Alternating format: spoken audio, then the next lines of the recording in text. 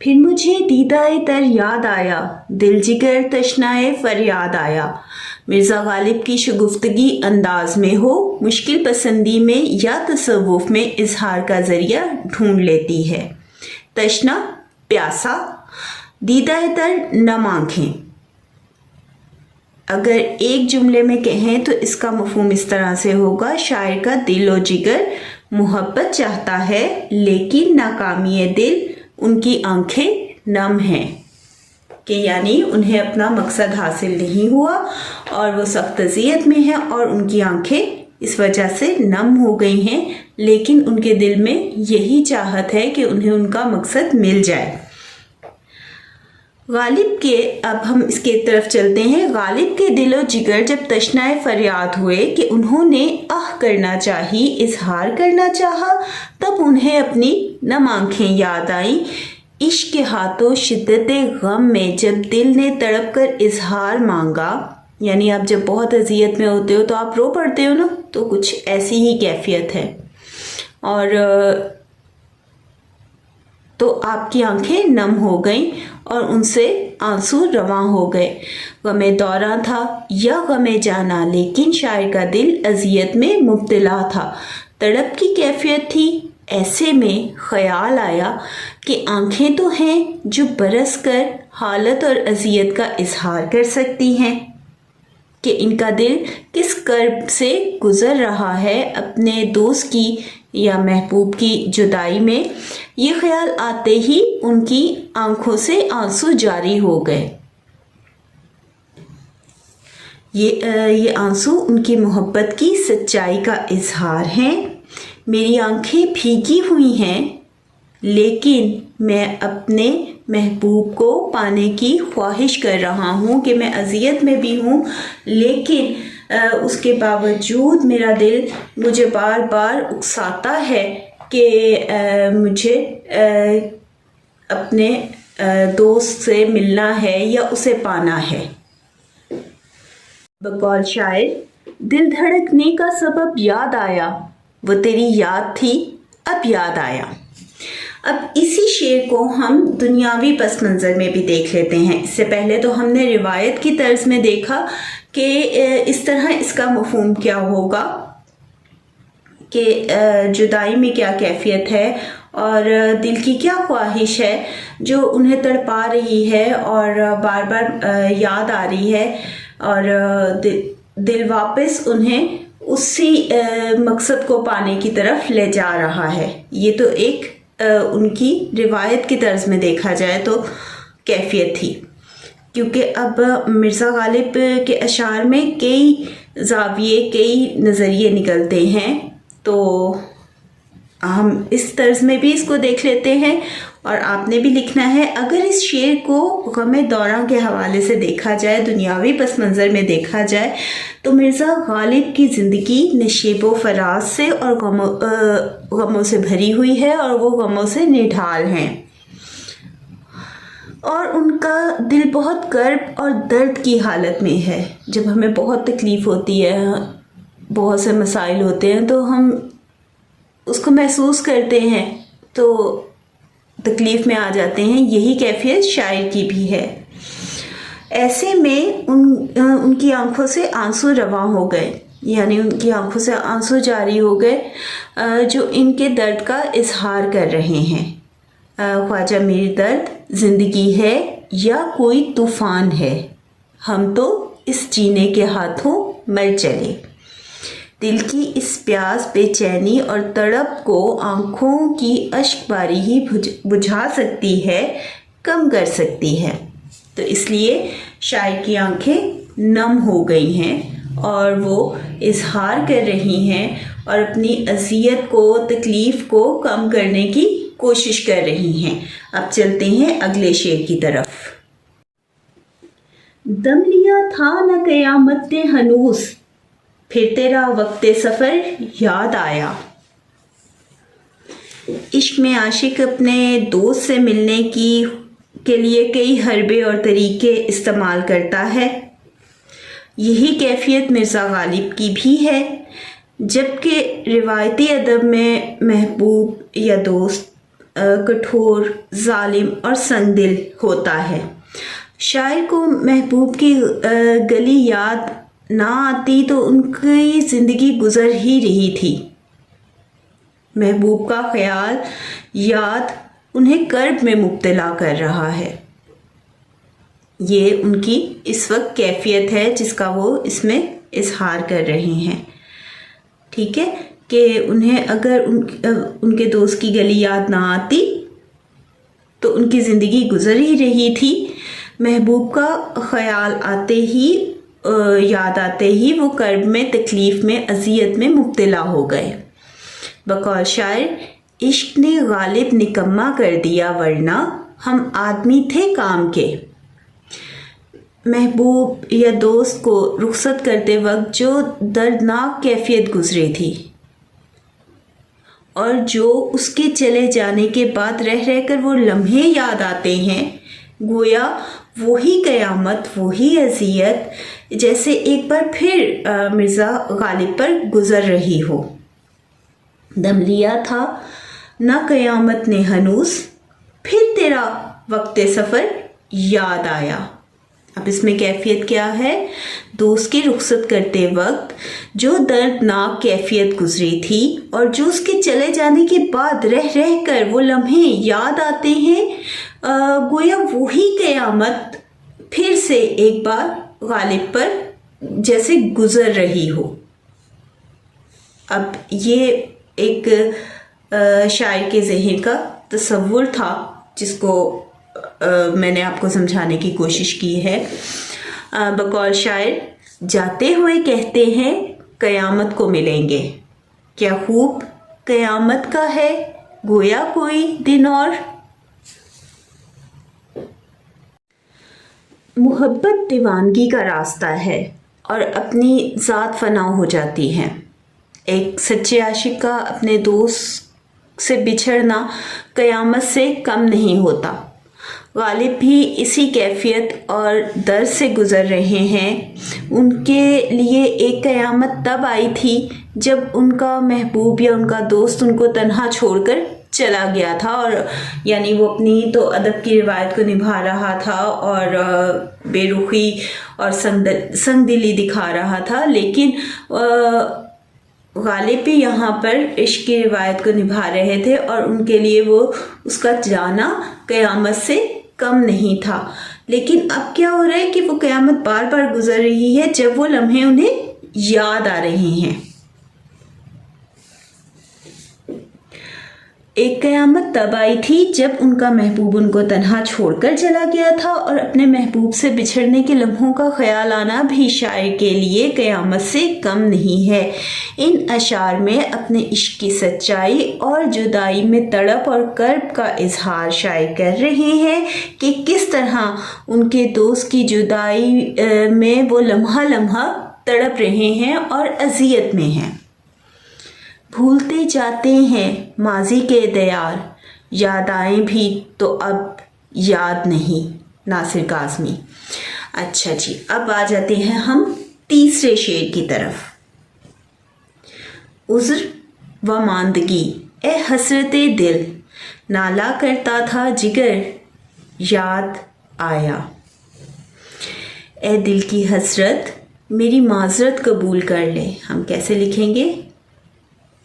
ए दिल की हसरत मेरी माजरत कबूल कर ले, अगर मैंने महबूब की जुदाई में आह की तो दर्द और आह की शिद्दत से मेरा जिगर फट जाएगा, यानी उन पर मौत की कैफियत तारी हो जाएगी कि वो इस कदर अजियत और तकलीफ़ में है।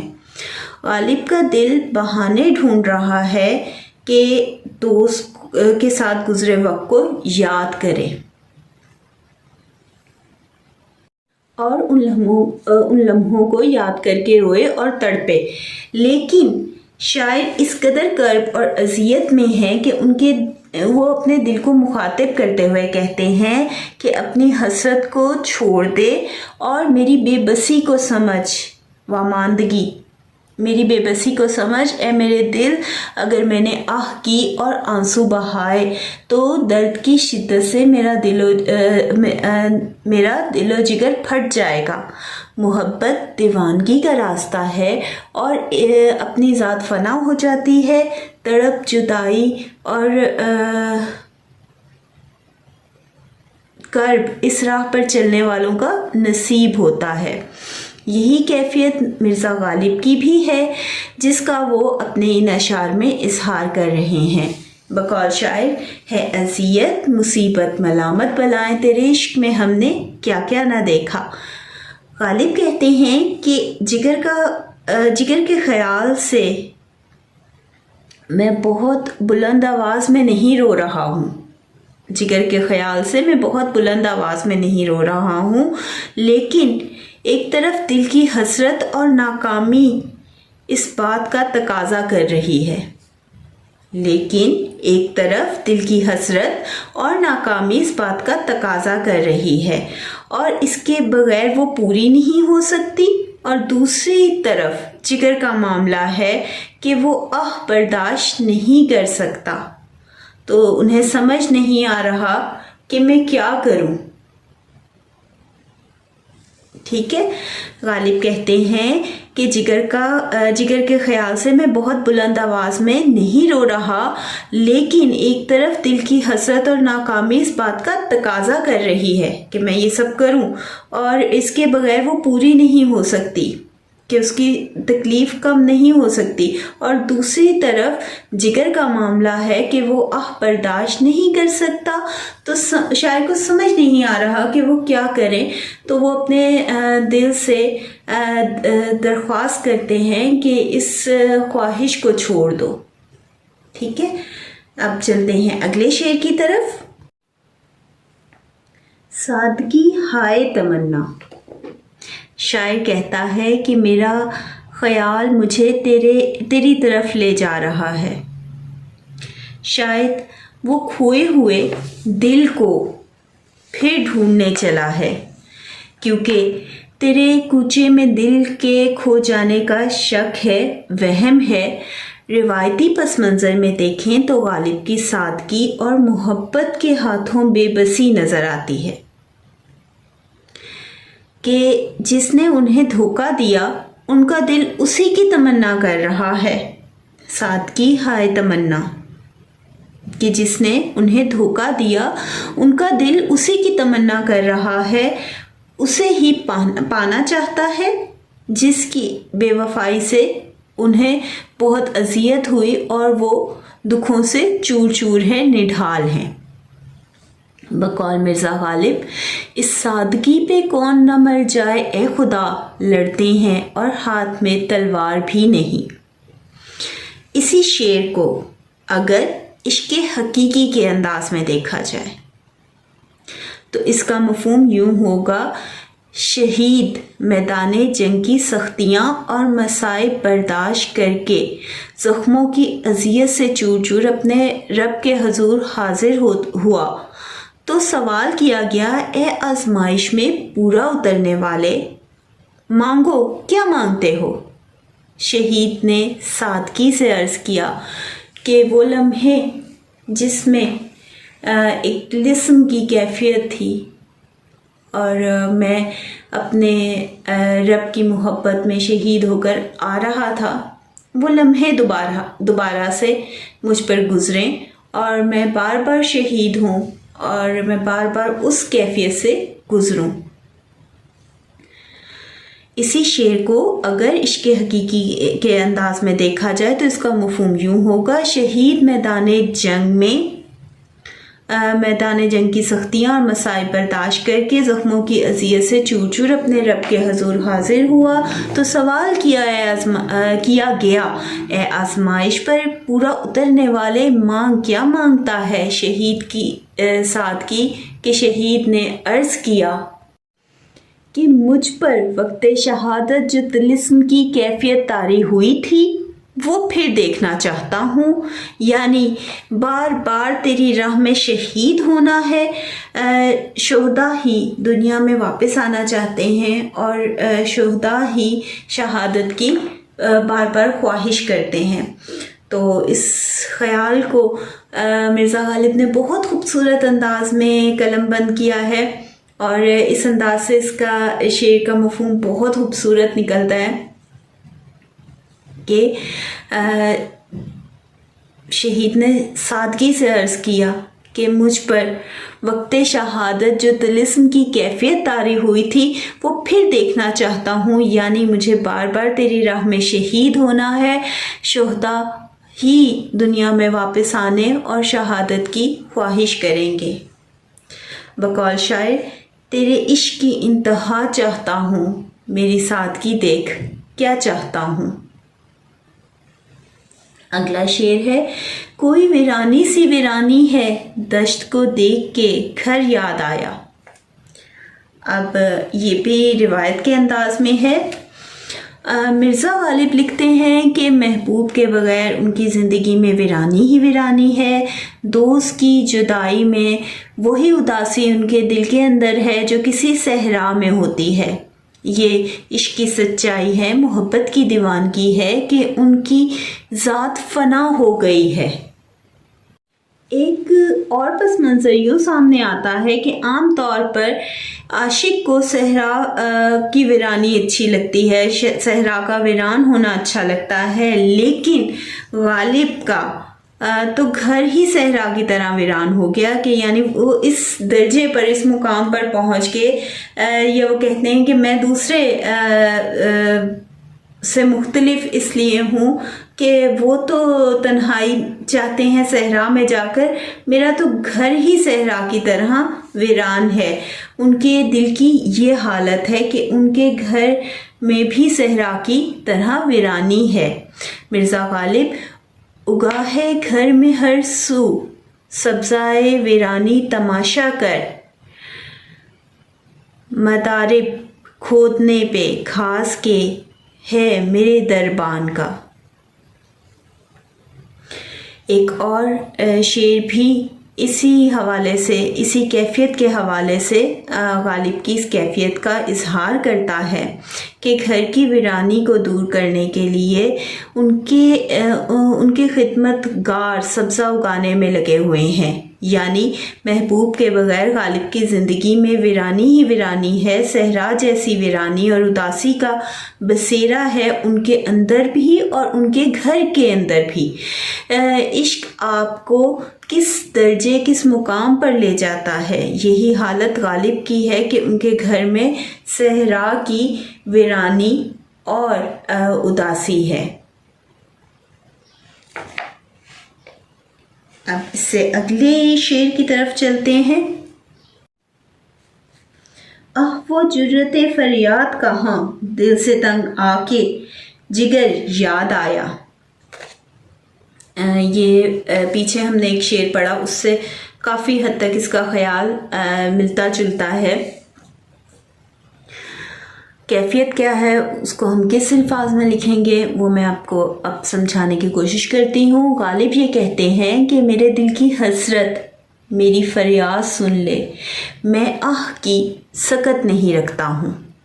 غالب یہ کہتے ہیں کہ میرے دل کی حسرت میری فریاد سن لے کہ میں آہ کی سکت نہیں رکھتا ہوں، آہ کی شدت سے میرا جگر پھٹ جائے گا۔ غالب اس قدر اذیت میں ہیں کہ ان میں آہ کا بھی حوصلہ نہیں رہا، جبکہ ان کے دل کی حسرت اور ناکامی اس بات کا تقاضا کر رہی ہے اور اس کے بغیر وہ پوری نہیں ہو سکتی۔ ٹھیک ہے، جبکہ ان کے دل کی حسرت اور ناکامی اس بات کا تقاضا کر رہی ہے۔ محبت دل سے وابستہ ہے نا، تو ناکامی اس بات کا تقاضا کر رہی ہے اور وہ اس کے بغیر پوری نہیں ہو سکتی، اور دوسری طرف جگر کا معاملہ ہے، آہ برداشت نہیں کر سکتا۔ بقول شاعر، ہے اذیت مصیبت ملامت بلائیں، تیرے عشق میں ہم نے کیا کیا نہ دیکھا۔ اس شعر کا دوسرا پس منظر یوں بھی ہے کہ شاعر کے دل میں اس قدر درد ہے کہ اب وہ مزید دوست کی، محبوب کی جدائی اور بے رخی کو برداشت نہیں کر سکتے اور افسوس کر رہے ہیں اپنی بے بسی پر کہ ان میں اب محبوب کی یاد میں تڑپنے کی ہمت نہیں رہی، میرے اندر اتنا دل نہیں تھا کہ میں محبوب کو जाने से रोकता, जाते वक्त रोकता। जबकि गालिब का दोस्त महबूब भी अदब की रिवायत को निभाते हुए जफ़ा और सितम पर कायम है और आपका दिल इश्क के हाथों अज़ियत और तड़प में है, यानी महबूब भी अदब की रिवायत को निभा रहा है और आप भी इश्क की रिवायत को निभा रहे हैं। बकौल शायर, इस सादगी पर कौन न मर जाए ए खुदा, लड़ते हैं और हाथ में तलवार भी नहीं। अगला शेर है, इसको भी हम दो हवालों से देखेंगे। मैं मजनू पे लड़कपन में असद संग उठाया था के सर याद आया। अब एक पस मंज़र या एक पहलू क्या है? आम तौर पर पागल को बच्चे पत्थर मारा करते हैं। गालिब कहते हैं कि बचपन में मैंने भी मजनू को पत्थर मारने के लिए उठाया था कि तब ही मुझे अपना सर याद आ गया। मुराद ये है कि मुझे ख्याल आया कि हो सकता है कल को मैं भी दीवाना हो जाऊं और लड़के मुझे भी पत्थर मारें, इसलिए मैंने पत्थर नहीं मारा और आज मैं भी इश्क में गिरफ्तार हूँ और दीवानगी की मनाजिल तय कर चुका हूँ।